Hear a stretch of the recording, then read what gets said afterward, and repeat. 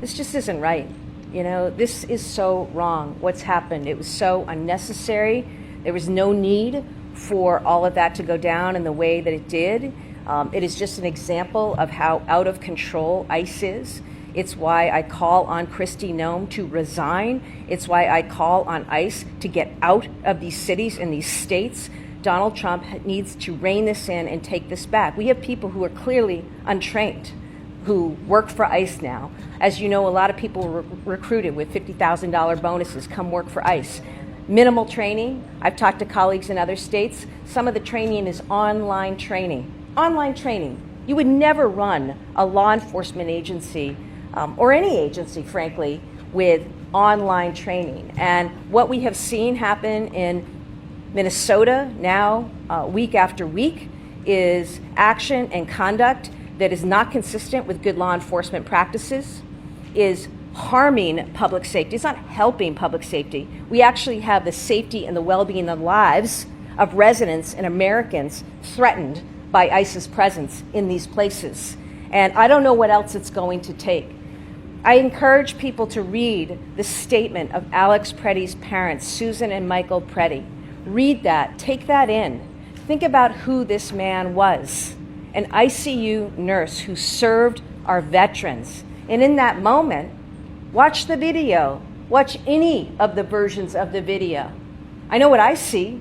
I see somebody who's standing with a cell phone, which, by the way, is a First Amendment protected right in this country.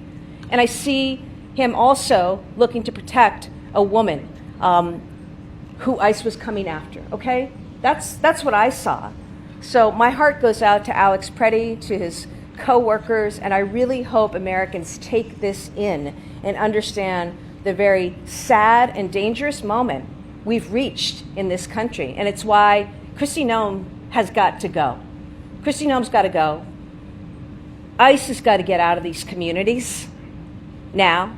And Donald Trump needs to act and step up. And if he doesn't act, then Republicans in Congress need to force the accountability here, because we cannot continue to have Americans in our neighborhoods and cities and states across this country at risk. That's what needs to happen right now. I also am very bothered by what happened after his killing, okay? Because, you know, remember, I come to this as a prosecutor, as a former attorney general, as somebody who investigated police-involved shootings and other criminal matters. And what did we see immediately? We saw immediately efforts to smear Alex Preddy and who he was. We saw lies, absolute lies. Look at the videos. We saw lies, and now more has come out. We've seen the head of the FBI not even understand Second Amendment law, right? We've seen the Attorney General, Pam Bondi, with whom I served, making outrageous, illegal, unlawful threats to state officials, essentially extortion, saying produce your voter rolls in exchange for ICE leaving town. That's not right. You know, what was it last week? We saw the release, the disclosure of an ICE memo to ICE employees that basically said, throw away everything we've done for 250 years, throw away the Fourth Amendment. You have the right to go right into someone's home. As governor of Massachusetts, that infuriates me, because 250 years ago, it was a lawyer named James Otis who stood before a court here in the Commonwealth and said it is wrong for British soldiers to be able to go into people's homes without a warrant and ransack their property.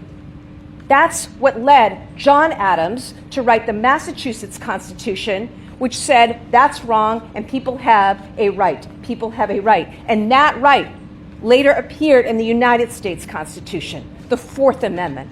The Fourth Amendment.